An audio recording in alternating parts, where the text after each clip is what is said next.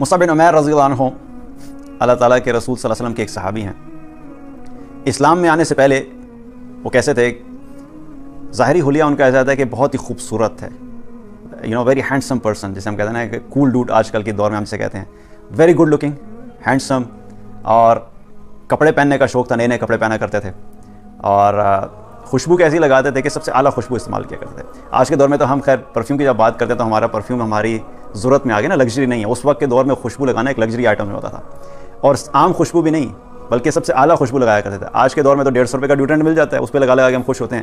اس وقت لوگوں کے پاس خوشبو ہوتی نہیں تھی، لیکن جس کے پاس خوشبو لگانے کے پیسے ہوتے تھے، خوشبو ہوتی تھی، وہ انسان اپنے معاشرے میں بہت اوپر کنسیڈر کیا جاتا تھا کہ بہت مالدار انسان ہے.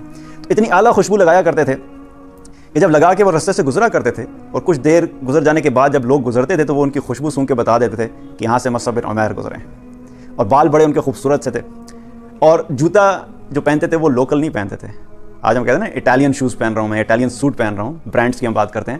ان کا جوتا یمن سے آیا کرتا تھا، یمن سے اسپیشلی ان کا جوتا بن کے آیا کرتا تھا. اور جب وہ گزرنے لگتے تھے تو اس وقت مکہ کی عورتیں انتظار کیا کرتے تھے کہ یہاں سے مصعب بن عمیر گزریں گے، ہم ان کو دیکھیں گے. اور ان کے جو دوست تھے اور نوجوان تھے وہ انتظار کیا کرتے تھے کہ ابھی مصعب بن عمیر آئیں گے اور ہماری کمپنی میں بیٹھے کے بات کریں گے. اور وہ بات اتنی اعلیٰ کیا کرتے تھے کہ جب بات کرنا شروع کرتے تھے تو سب لوگ خاموشی سے ان کی بات سنا کرتے تھے، دلائل کے ساتھ، اور فضول باتیں نہیں کرنا، اتنی اچھی باتیں کیا کرتے تھے، لوگ ان کی باتوں کے انتظار میں بیٹھا کرتے تھے. اب اسی حالت میں وہ اپنی زندگی بسر کر رہے تھے. ہم اس طرح کہہ سکتے ہیں کہ آج کے دور میں ہم کہتے ہیں نا اسے پیمپرڈ بیبی ہوتے ہیں کہ اللہ تعالیٰ نے گھر میں سب کچھ عطا کیا ہوا ہوتا ہے اور سب کچھ چیزیں مل رہی ہیں، لیکن وہ سب چیزیں ان کے پاس موجود تھی لیکن وہ سپوائل نہیں ہوئے تھے. پیمپرڈ بیبیز اکثر سپوائل ہو جاتے ہیں، رائٹ، کمزور ہو جاتے ہیں. لیکن ان کے پاس کیا تھا کہ سب چیزیں ملی ہوئی تھی، ان کو گھر سے مال بھی مل رہا تھا، سب کچھ تھا، لیکن اس کے باوجود وہ سپوائل نہیں ہوئے تھے. کیا تھا کہ وہ بہادر تھے. جو بچے ماں باپ کی اوور پروٹیکشن میں ہوتے ہیں، اس انوائرمنٹ میں گرو کرتے ہیں، وہ اکثر کمزور ہو جاتے ہیں، لیکن وہ سب کچھ ہونے کے باوجود وہ بڑے بہادر تھے، اور کوئی شخص ان کے ساتھ بہادری میں بھی مقابلہ نہیں کر سکتا تھا. جب اسلام کی دعوت پھیلنا شروع ہوئی تو اسلام میں داخل ہو گئے، یہ مسلمان ہو گئے. اب جب مسلمان ہوئے تو شروع کے مسلمانوں میں سے مصعب بن عمیر رضی اللہ عنہ جو تھے وہ شروع کے مسلمانوں میں سے تھے، بعد کے مسلمانوں میں سے نہیں تھے. دار ارقم میں جا کے رسول اللہ صلی اللہ علیہ وسلم سے دین سیکھا کرتے تھے، وہاں پہ عبادت کیا کرتے تھے. ایک دن ان کے دوست نے دیکھ لیا ان کو دار ارقم جاتے ہوئے، اور ان کے دوست نے جا کے ان کی ماں کو بتا دیا، ان کی والدہ کو بتا دیا کہ یہ مسلمان ہو گئے، یہ محمد صلی اللہ علیہ وسلم کے دین پہ چلے گئے. اور مصعب بن عمیر بہادر تھے لیکن ڈرتے کسی سے نہیں. لیکن ایک شخصیت ایسی تھی جن کے سامنے وہ بالکل خاموش رہتے، جسے ڈرا کرتے تھے، وہ ان کی والدہ تھی. اپنی والدہ کے سامنے کوئی بالکل آواز نہیں نکلتی تھی، جسے ہم کہتے ہیں نا کہ گگی گم ہو جانا، تو اپنی والدہ کے سامنے بالکل خاموش، ویسے کسی سے نہیں ڈرتے تھے. اب والدہ کو خبر پہنچ گئی کہ مصعب بن عمیر جو مسلمان ہو گئے ہیں، تو والدہ کو بڑا غصہ آیا. انہوں نے کہا آج آنے دو گھر، دیکھ لیتی ہوں میں. جب گھر پہنچے تو آگے والدہ نے کچھ لوگوں کو اکٹھا کیا ہوا تھا، اور اس میں تھا کہ ان کی آج جو ہے نا خبر لی جائے گی. جب گھر پہنچے تو والدہ نے ان کو نا تھپڑ مارنے لگی، ہاتھ اٹھایا تھپڑ مارنے کے لیے. تو لوگوں نے روک دیا، ان کی والدہ کو روک دیا کہ نہیں ابھی مت کچھ کہیے، ابھی نیا جوش ہے تو خود ہی سیٹ ہو جائیں گے. تو وہ خاموشی سے یوں کھڑے رہے، کوئی رسپونڈ نہیں کیا. سلسلہ چلتا رہا. والدہ نے منع کیا ان کو کہ اس دین سے واپس پھر جاؤ، لیکن وہ اس دین پہ قائم رہے. ایک وقت ایسا آیا کہ جب والدہ بالکل ان کی اس چیز سے عاجز آ گئی کہ دین کو نہیں چھوڑ رہے، تو انہوں نے کیا کیا، انہوں نے کچھ لوگوں کو بلایا، انہوں نے کہا کہ اس کو کرسی پہ رکھ کے رسی سے باندھ دو. تو رسی سے باندھ دو، اب یہ مزید باہر جا کے اس دین کی جو دعوت کے کام میں لگا ہوا ہے اس کو روک دو. جب وہ لوگ ان کو باندھنے کے لیے قریب آئے تو انہوں نے کہا کہ مجھے جس نے بھی ہاتھ لگایا نا تو میرے ہاتھوں قتل ہو جائے گا. اب لوگ ان کو جانتے تھے کہ یہ جس چیز کا ارادہ کر لیتا ہے اس کا بڑا پکا ہے، اور بہادر بھی تھے، تو کسی نے ہمت نہیں کی ان کو باندھنے کی. اور جب والدہ نے دیکھا کہ یہ تو اس سے پیچھے نہیں ہٹ رہا، تو والدہ نے غصے میں آ کے کیا کہا کہ اس گھر سے نکل جاؤ، گھر سے نکل جاؤ. اگر تم محمد کے دین کو نہیں چھوڑ سکتے تو تم اس گھر کو چھوڑ دو. اب بہت بڑا کہ تم اگر دین نہیں چھوڑ سکتے تو گھر کو چھوڑ دو. تو انہوں نے کہا ٹھیک ہے اماں جان، میں گھر کو چھوڑ دیتا ہوں، اور نکلنے لگے. جب نکلنے لگے تو جو ماں نے جو چیزیں مال و دولت دیا ہوا تھا، انہوں نے کہا جو سب کچھ تمہارے پاس ہے تم گھر چھوڑ کے جاؤ گے، یہاں سے کچھ بھی لے کر نہیں جاؤ گے. سب کچھ دے دیا. نکلتے ہوئے صرف اپنے جسم پہ ایک کپڑا تھا وہ پہن کے جا رہے تھے. انہوں نے کہا ایک منٹ رکو، یہ جو کپڑا پہنا ہوا ہے اس کپڑے کو بھی اتارو، یہ کپڑا بھی اس گھر کا ہے، اس گھر سے یہ کپڑا نہیں جائے گا. ان کے کپڑے بھی اتروا دیے.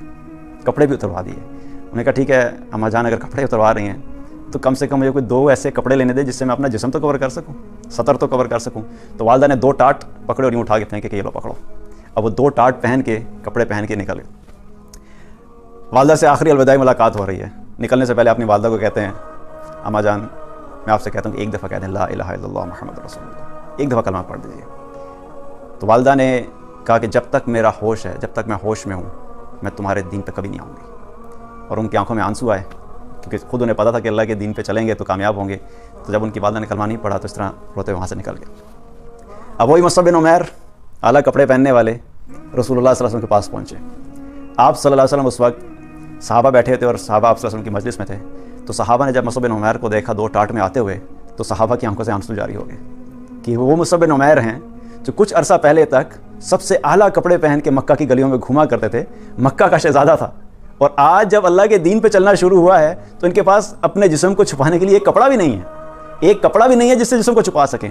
تو رسول اللہ صلی اللہ علیہ وسلم نے ان کو بڑی شفقت سے دیکھا, اپنے پاس بلایا اور پھر دین کی ذمہ داری دے کر مدینہ بھجوا دیا کہ جاؤ مدینہ میں جا کے دین کا کام کرو. اب وہی شہزادہ جو ایک عالی شان زندگی بسر کر رہا تھا, مدینہ کے گلی گلی میں جا کے لوگوں کے پاس ایک ایک کے پاس جا کے اللہ کے دین کی دعوت دینا شروع کر دی. پھر جب مدینہ میں ہجرت ہوئی, آپ صلی اللہ علیہ وسلم وہاں پہنچے, غزوہ احد کا وقت آیا. تو غزوہ احد کے دوران آپ صلی اللہ علیہ وسلم نے جن لوگوں کو جھنڈے بانٹے تھے, جن لوگوں کو جھنڈے دیے تھے, ان میں سے ایک مصعب بن عمیر بھی تھے. اسلام کا جھنڈا مصعب بن عمیر کے ہاتھ میں پکڑایا گیا, اور جھنڈا حاصل کرنا بڑی سعادت کی بات ہوتی تھی. جس شخص کے ہاتھ میں جھنڈا ہے وہ بڑی سعادت کی بات ہوتی تھی, اور سعادت کے ساتھ ساتھ وہ بہت بڑی ذمہ داری بھی ہوتی تھی, کیونکہ جنگ کے دوران اگر جھنڈا گر گیا تو اس کا مطلب ہے کہ آپ کو شکست ہوگی, تو آپ نے کسی حال میں بھی جھنڈے کو نیچے نہیں گرنے دینا. اور دوسری بات کیا ہوتی تھی, جس شخص کے ہاتھ میں جھنڈا ہے تمام مشرکین اور دشمنوں کا جو ٹارگٹ ہوتا تھا وہ جھنڈے والا ہوتا تھا کہ اس کو کسی طرح گراؤ, کیونکہ جس وقت جھنڈا گر جائے گا اس کا مطلب ہے کہ ان کے حوصلے ٹوٹ جائیں گے اور بہت سے لوگ سمجھیں گے ان کو شکست ہوگی. اب مصعب بن عمیر رضی اللہ عنہ جھنڈا لے کے احد کے میدان میں کھڑے ہوئے ہیں, اور مسلمانوں کو جب فتح ہوئی اور فتح کے بعد جب دوبارہ مشرکین نے آ کر مسلمانوں پہ حملہ کیا اور مسلمان بکھر گئے, تو اس وقت مصعب بن عمیر نے جھنڈا اپنے ہاتھ میں پکڑا ہوا تھا, اسلام کا جھنڈا یوں مضبوطی سے تھاما ہوا تھا. اتنے میں کیا ہوا کہ ایک بدبخت نے آ کے آپ کے ہاتھ پہ تلوار ماری, آپ کا ہاتھ کاٹ گیا. رائٹ ہینڈ میں جھنڈا پکڑا ہوا تھا, آپ کا ہاتھ کاٹ گیا, جھنڈا نیچے گر گیا. فوراً اپنے لیفٹ ہینڈ سے جھنڈے کو اٹھایا اور جھنڈا یوں اٹھایا. اور عرب کا ایک کام کیا تھا, جب جنگوں میں ہوتے تھے وہ شعر پڑھا کرتے تھے, وہ جنگ لڑتے لڑتے بھی شعر پڑھا کرتے تھے. تو یہ کیا کرتے, قرآن کی آیت پڑھے تھے, وما محمد الا رسول قد خلت من قبلہ الرسل, کہ محمد صلی اللہ علیہ وسلم اللہ کے رسول ہے اور ان سے پہلے بھی بہت سے رسول آ چکے ہیں. مستقل یہ قرآن کی آیت پڑھے چلے جا رہے تھے اور جھنڈا اٹھایا ہوا تھا. الٹے ہاتھ میں جب جھنڈا اٹھایا اس نے تلوار ماری, الٹا ہاتھ بھی کٹ گیا. جب الٹا ہاتھ بھی کٹ گیا تو اب جو ہاتھ باقی رہ گئے تھے, یوں جھنڈا اٹھایا اور یوں کر کے اپنے سینے سے لگا لیا, ایسے یوں ڈنڈا پکڑا اور یوں سینے سے لگا لیا کہ اسلام کا جھنڈا ہے, گرنے نہیں دینا. آخری وقت تک جب تک ان کی ہوش تھی یوں پکڑے رکھا. جب یوں پکڑا, اتنے میں کیا ہوا کہ ایک نیزہ آیا اور آ کے آپ کے سینے کے پار ہو گیا, اور جب نیزہ لگا آپ کو اور آپ وہاں پہ گر گئے اور جھنڈا گر گیا. اور پھر علی رضی اللہ عنہ نے اس جھنڈے کو اٹھا لیا. جب جنگ ختم ہوئی تو آپ صلی اللہ علیہ وسلم میدان احد میں گزر رہے تھے اور دیکھ رہے تھے, وہاں پہ شہداء کو دیکھ رہے تھے. تو گزرتے گزرتے آپ صلی اللہ علیہ وسلم کی نظر پڑی مصعب بن عمیر پہ. مصعب بن عمیر کیا دیکھتے ہیں, بال بکھرے ہوئے, خون میں لت پت. آپ صلی اللہ علیہ وسلم جب ان کو دیکھا تو آپ صلی اللہ علیہ وسلم کی آنکھوں سے آنسو جاری ہو گئے, آپ کی آنکھوں سے آنسو جاری ہو گئے, اور آپ کے پاس کھڑے ہو کے کہنے لگے کہ میں نے مصعب کو دیکھا ہے. مجھے مصعب کا وقت بھی یاد ہے کہ مکہ کے گلیوں میں ایک شہزادوں کی طرح گھما کرتا تھا, اعلیٰ پوشاک پہن کے خوبصورت بالوں کے ساتھ یہ مکہ کی گلیوں میں شہزادوں کی طرح گھما کرتا تھا. اور آج کیا وقت ہے کہ ان کا جب جسم چھپانے لگے تو جسم چھپانے کے لیے ایک چادر تھی, ایک چادر. وہ چادر اتنی چھوٹی تھی کہ جب چہرے کو کور کرتے تھے تو پاؤں ننگے ہو جاتے تھے, اور جب پاؤں کو کور کرتے تھے تو چہرہ ننگا ہو جاتا تھا. تو آپ صلی اللہ علیہ وسلم نے فرمایا کہ چادر کو چہرے پہ ڈال دو اور پاؤں پہ گھاس ڈال دو. اور پھر آپ صلی اللہ علیہ وسلم نے فرمایا کہ اللہ کا رسول اس چیز کی گواہی دیتا ہے کہ تم قیامت کے دن شہداء میں شامل ہوگے. اللہ کا رسول اس چیز کی گواہی دیتا ہے کہ تم قیامت کے دن شہداء میں شامل ہوگے. 40 سال کی عمر تھی, 40 سال کی عمر میں انہوں نے شہادت پائی. تو ہمارے لیے کیا پیغام ہے, ہم تک جو دین پہنچا ہے ایسے ہی نہیں پہنچ گیا. صحابہ نے بہت قربانیاں دی تھیں. جب مال کی قربانی کا وقت انہوں نے مال کو قربان کیا, جب جان کی قربانی کا وقت انہوں نے جان کو قربان کیا.